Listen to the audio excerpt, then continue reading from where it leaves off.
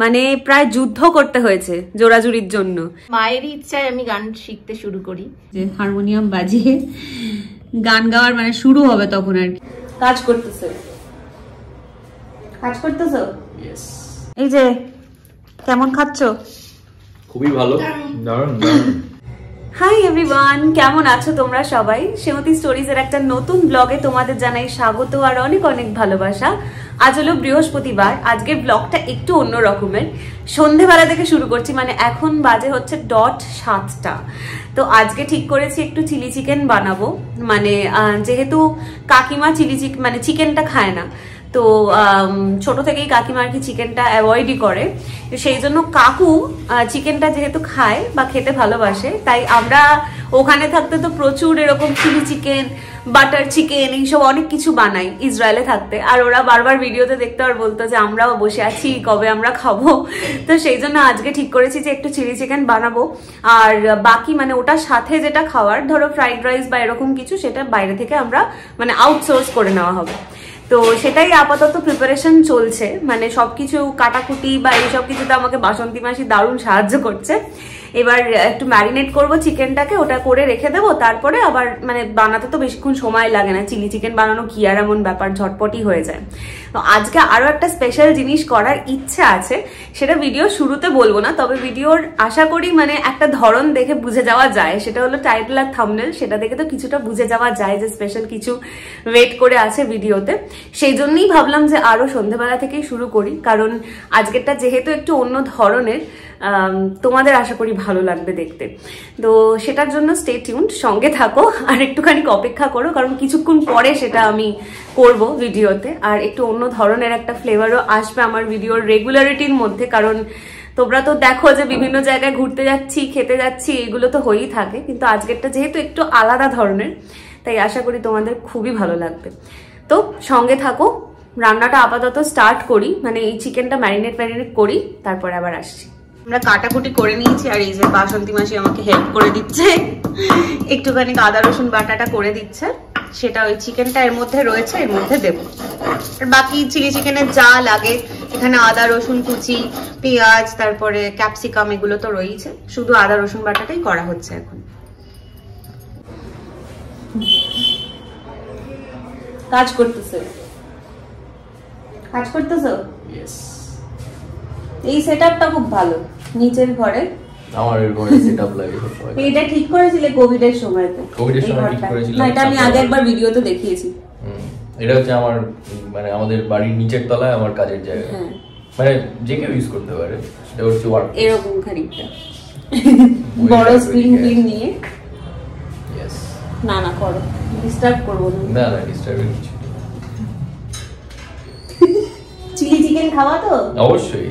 Fried rice order করতে লাগবে, সেটা তো এখনো দেরি আছে, আর একটু পরে আমি করব, আরো 1-1.5 ঘন্টা পরে করব। আমি তোমার সাথে এই ভাষায় বলতেছি, তুমি বলতেছো না কেন? ঠিক আছে, আমি করে দেব অর্ডার, চিন্তা নাই। ধন্যবাদ, থ্যাংক ইউ। আমি এখানে চিলি চিকেন রান্না করার জন্য সমস্ত প্রিপারেশন শুরু করে দিয়েছি। প্রথমে এই ফ্রাই করে নিচ্ছি, আর তোমরা তো জানোই চিলি চিকেন কিভাবে রান্না করে। এটা এত পুরনো একটা জিনিস, কেউ পারে না এরকম হতেই পারে না, সবাই অলমোস্ট বোধহয় চিলি চিকেন রান্না করতে জানে।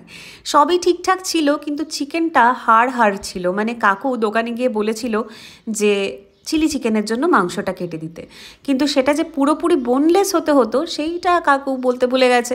যার জন্য আসতেই আমি বললাম যে কি সুব্রত দা, হাড়ওয়ালা মাংস নিয়ে হাজির করলে? বললো আমি তো বললাম দোকানে যে হাড়ওয়ালা মাংস হোক কি হাড় ছাড়া সেরকম তো আমি বুঝিনি, আমি শুধু গিয়ে বললাম চিলি চিকেনের মতন পিস করে দিতে। আর সেও বললো যে হ্যাঁ একদম ঠিকঠাক পিস করে দেবো, কোনো অসুবিধা হবে না। কিন্তু দেখো সেই টুকরো টুকরো হাড় রয়ে গেছে এটার মধ্যে। কিন্তু কি আর করা যাবে, এই হাড় সমেত মাংসই আমাকে রান্না করতে হবে। আর এইটা এতবার আমরা ওই ইসরায়েলে থাকতে বানিয়েছি, চিলি চিকেন বলো কিংবা গার্লিক চিকেন, এগুলো এত বানিয়েছি যে কাকু তখনই বলতো তোমরা কবে আসবে, এগুলো তো আমরা অপেক্ষা করে আছি খাওয়ার জন্য। তো সেইটা আমি বানাচ্ছি কাকুর জন্য, আমার জন্য, আর সৌরভও খাবে, তার পাশাপাশি বুনুও তো আসবে, মানে শ্রীপর্ণাও আসবে। কিন্তু দুঃখের বিষয় কাকিমা চিকেন খায় না, সেই জন্য কাকিমার জন্য ভাবা হয়েছে যে চিলি ফিশ অর্ডার করা হবে, সেটাই ভালো হবে। চিলি ফিশ আর তার সঙ্গে ফ্রাইড রাইস, এই দুটো জিনিস আমরা বাইরে থেকে অর্ডার করে দেবো। চিলি চিকেনটা আমার বানানো একেবারে কমপ্লিট হয়ে গেছে। আর আমি না একদমই গ্রেভি রাখি না, মানে আমার খুব একটা ওই গ্রেভি জিনিসটা ভালো লাগে না চিলি চিকেনের মধ্যে। আমি একটু ড্রাই করেই বানাই, আর এটাই দেখেছি যে সবাই ভালোই বলে। ওই গ্রেভি হয়ে গেলেই অনেকটা বেশি বেশি হয়ে যায়, আবার গ্রেভিটা নিয়ে কি করা হবে তার জন্য আমি একটুখানি ড্রাই করেই বানাই। আর এইভাবেই বানিয়ে আসছি বরাবরই, যবের থেকে এই চিলি চিকেনটা বানাচ্ছি বাড়িতে সেভাবেই আর কি বানিয়ে আসছি। তো এটাই হচ্ছে আমার চিলি চিকেনের ফাইনাল লুক।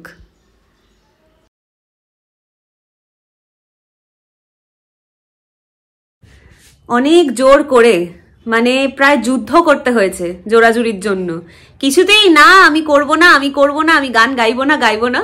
বেসিক্যালি আমার আগের ভিডিওতে কাকিমার এক বান্ধবী, মানে ঝুমা কাকিমা, তো সে আর কি মেসেজ করেছে যে কাকিমাকে দিয়ে একটু গান করতে বলো, কারণ তুমি যতদিন আছো ততদিনের মধ্যে একটু গান করতে বলো, কারণ নয়তো আর শোনা হবে না সেভাবে। তো কাকিমা কত বছর বাদে হারমোনিয়ামে রিডে হাত দিলে? 6-7 বছর পর। 6-7 বছর, আমার তো মনে হয় তারও বেশি। মানে সেইভাবে আর বেচারি গান গাওয়ার কোনো চর্চা ফর্চা কিচ্ছু করতে পারেনি। তো গান তো শোনাবই কাকিমার, যদিও প্রচন্ড নার্ভাস এবং বারবার বলছে যে দূর বাজে হবে, ভালো হবে না। আমার বক্তব্য হচ্ছে ভালো খারাপ না, এই যে একটা ইমোশন কাজ করছে, এতদিনের একটা অভ্যেস, ভালোবাসার একটা জিনিস, সেটা যে করা, সেটাই হচ্ছে আসল আমার মতে। ওইখানে ভালো খারাপ কেরকম হলো না সেটা ম্যাটার করে না। এই যে এত বছর বাদে আমি একটুখানি তোমার কমেন্টে, মানে অবশ্যই এটার জন্য থ্যাংক ইউ তোমাকে, তুমি এটা জানালে বলে। আমার মাথার মধ্যে এসেছিল, কিন্তু আমি কোনোদিন এক্সিকিউট করার কথা সেইভাবে আর ভেবে ওঠা হয়নি, এত ব্যস্ত থাকে সারাক্ষণ পাওয়াই যায় না তাকে। তো সেই জন্য ভাবলাম আজকে আমি তাকে দিয়ে একটুখানি গান করাই। আর এটার পরে কাকিমার গান গাওয়ার মানে একদম অল্প বয়সের কিছু ছবি পেয়েছি আজকে, সেটাও আমি তোমাদের সঙ্গে অবশ্যই শেয়ার করব। তো এখন আমরা কাকিমার গাওয়া গান শুনবো। আর কেউ নার্ভাস হয়েও না, কাকিমা আরো নার্ভাস হয়ে যাচ্ছে, তোমরাও কেউ নার্ভাস হবে না। সব দরজা বন্ধ করে দিয়েছি, এই ঘরে শুধু আমি আর কাকিমাই আছি, যাতে কাকিমা না ভয় পায়। তো কাকিমার গান এখন শুনবো, শোনো তোমরা।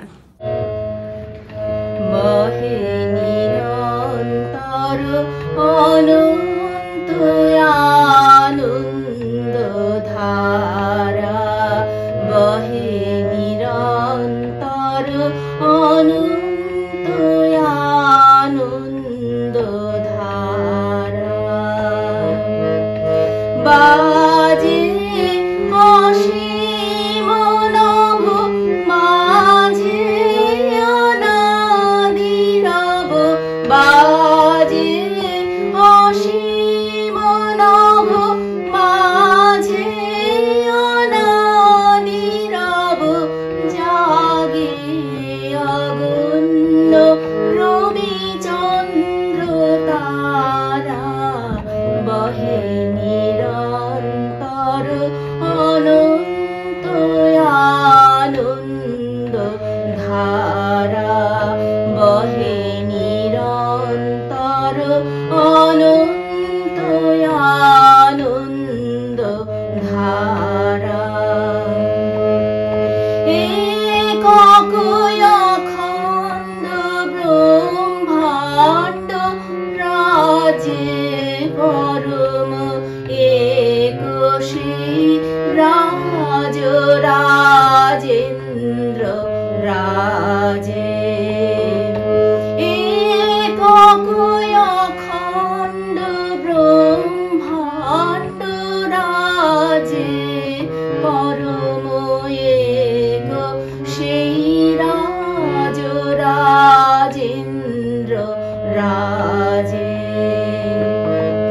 বিস্মিত নিমেষ হত বিশ্বচরণে বিনত, বিস্মিত নিমেষ হত বিশ্বচরণে বিনত, লক্ষ শত ভক্ত চিত বাক্য হারা বহে নিরন্তর, অনন্ত আনন্দ ধারা বহে নিরন্তর, অনন্ত আনন্দ ধারা বহে নিরন্তর, অনন্ত আনন্দ ধারা।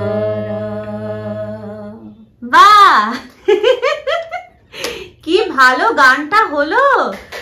এই যে বাইরে থেকে সবাই হাততালি দিয়ে দিয়েছে, বাসন্তী মাসি হাততালি দিয়ে দিয়েছে। বাপ রে কি ভালো গাইলে তুমি। হ্যাঁ নার্ভাস হয়ে ঘেমে টেমে বৌদি কিরকম ভালো গান গাইলো বলো। ভালো গেয়েছে, ভীষণ ভালো গেয়েছে।